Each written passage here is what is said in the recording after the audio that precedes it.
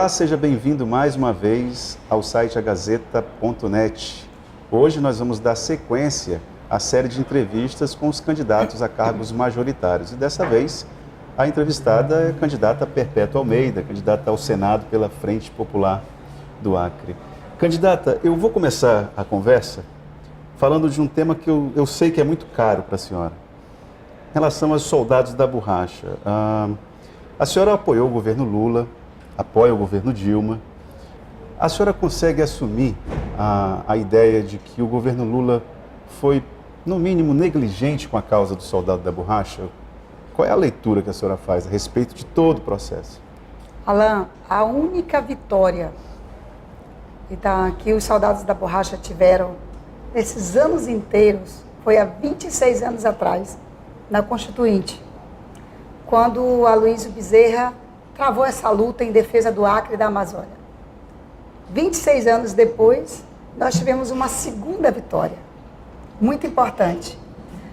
Hoje, inclusive, um soldado da borracha me fez chorar lá onde a gente estava circulando, no terminal urbano. Quando ele me abraçou, foi solidária comigo com a morte do meu pai, e dizia assim: eu conheci o seu Jararaca, eu sabia do sonho dele de pegar nesse dinheirinho, mas no dia da vitória ele estava feliz por lhe ver ali, construindo aquela vitória. Então, o Estado brasileiro, como país, como instituição, talvez nunca vá pagar essa dívida dos soldados da borracha. Então não foi adequado, o desfecho não foi ideal?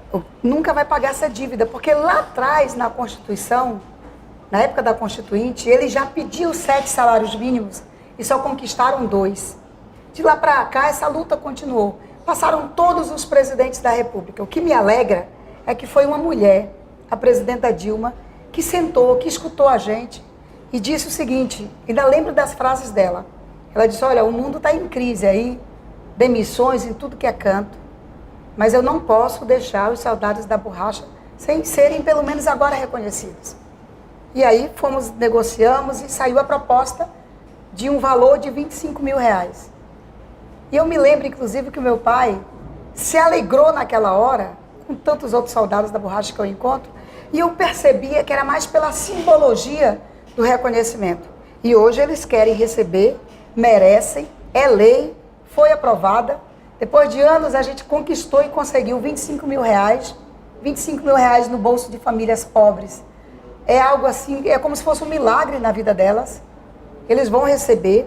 A Câmara aprovou para pagar esse ano. Infelizmente, lá no Senado, eles não se deram conta dos prazos e ficou para pagar o ano que vem. Mas agora é lei, tem que pagar. A sua primeira participação no programa na televisão, nessa campanha, a senhora reforçou as ideias da família. Um dos trabalhos que a senhora tem guarda uma relação muito próxima com a defesa das causas dos homossexuais, bissexuais, transexuais, etc. Há algum paradoxo? De que forma a senhora consegue expor essas ideias nas comunidades em que a senhora vai, quando é questionada a respeito? Perpétua é a favor do aborto, é a favor da união homossexual? Que contradições existem aí, ou que não existem aí? O que a senhora defende na hora de expor essas ideias para as comunidades? Então, eu sou de uma família de 15 irmãos, uma família gigantesca. E eu lembro que o dono da terra lá no Acre, naquela época, aliás, lá em Porto Valto do Seringal, quando a minha mãe estava grávida do 10º filho, eu sou a 15ª, o empresário lá disse assim: Chico, Jararaca, bota a tua mulher para tomar remédio, tirar esse menino. Vocês têm menino demais. De onde é que vocês vão tirar tanto dinheiro para criar esses filhos? Aí o papai disse: a diferença é que o seu, quem cria é o seu dinheiro. Os meus, quem cria é Deus. Então eu sempre trouxe essa preocupação de uma família grande e gigantesca. E eu sempre defendi o cidadão, o ser humano, a família, o homem, a mulher, a pessoa. Nós temos que defender todo mundo. Nós temos que abraçar a todos que precisam da gente. Eu, inclusive, escrevi uma carta recentemente. Talvez eu tenha sido a única pessoa do Acre em cargo majoritário a escrever uma carta e me dirigi aos cristãos. Porque eu me lembrei ali do meu tempo de colégio de freiras. Fiquei 5 anos, eu ia ser freira, mas aí conheci o Edivaldo, A gente se apaixonou, estamos casados há 26 anos. Mas eu lembrei do meu tempo de colégio de freiras. Tenho ido muito a várias comunidades religiosas, inclusive. O meu primeiro suplente é o pastor Davi, é um pastor querido em Cruzeiro do Sul, foi o pastor da minha mãe. Portanto, a minha relação com as pessoas tem sido sempre uma relação de cuidar das pessoas. E eu deixo claramente as minhas posições. Sou contra o aborto. Quem vem de uma família como eu vim, quem vem de uma vida religiosa como eu venho, da minha mãe, do meu pai, das minhas irmãs, metade da minha família é evangélica, a outra metade é católica. Mas nós temos que cuidar, inclusive, da saúde das mulheres que estão morrendo porque estão fazendo aborto. E a relação entre cidadania e as questões relacionadas à homossexualidade? Então, sobre a questão dos homossexuais, nós temos que respeitar a pessoa, o ser humano. Eles merecem o nosso respeito. Agora, eu também acredito que nós não podemos e não devemos aprovar nenhuma lei que obrigue igrejas a fazer aquilo que está contrário ao evangelho que elas defendem, ou o estatuto que elas defendem. O estatuto das igrejas é a Bíblia Sagrada. É a nossa lei maior do mundo, do planeta. Agora, nós precisamos e temos que respeitar o casamento, que foi dado o nome de casamento, mas não é casamento. É a união civil que a justiça decidiu. Aí nós temos que dar às pessoas o direito de escolha. A justiça decidiu, é união civil, nós temos que respeitar. Agora, quando se trata das igrejas, aí nós não podemos obrigar e intervir na vida interna das igrejas. Você imagina que a Constituição brasileira foi capaz de decidir que dentro das universidades, quem dá as ordens lá é o Conselho Universitário, inclusive coordenado pelo reitor. Dentro dos partidos políticos, quem decide são as direções partidárias. Dentro dos sindicatos, quem decide como vai funcionar aquele sindicato é a direção do sindicato. Por que dentro de uma igreja o Congresso vai se meter ali? Aí nós não podemos. Aí está fora da nossa decisão. A senhora como deputada... Aliás, e está antes que eu esqueça. Quando eu entrei no PCdoB, muito religiosa, saindo num colégio de freiras, uma das coisas que, quando eu entrei no PCdoB, que me ganharam, foi o fato de ter sido o PCdoB, através do nosso deputado, na época, Jorge Amado, o autor da emenda constitucional que garantiu a liberdade religiosa no nosso país. Essa liberdade está na Constituição e tem que ser assegurada. A senhora, como deputada, começou a construir uma agenda próxima ali à questão das agenda de desenvolvimento, tem o esposo que é secretário de Desenvolvimento Florestal. Hoje é um dia importante porque lá em Vista Alegre do Abunã acontece a primeira reunião para discutir a desapropriação da área que vai ter impacto com a construção da Ponte do Madeira. Como senadora, o que se pretende fazer a respeito desse processo todo de integração? O que está na tua agenda? Então, é importante a gente, inclusive, resgatar uma questão importante para o Acre. Você toca na Ponte do Madeira. Você imagina que o Acre construiu todas as suas pontes, todas. Fizemos um esforço enorme, desde o Jorge Viana, Binho e agora o governador Tião Viana. Rondônia não tinha conseguido fazer a sua.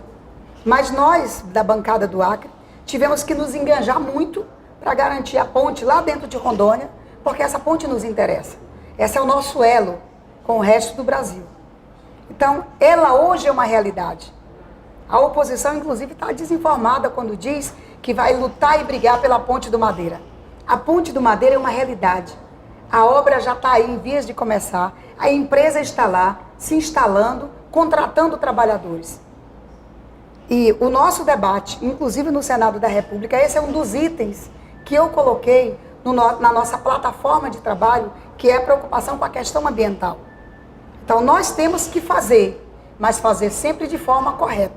Não se pode não fazer. A ponte não é importante para o Acre, não é importante para o desenvolvimento da Amazônia e o Brasil. Então, como nós vamos proteger as populações ali ribeirinhas, como nós vamos cuidar da questão ambiental.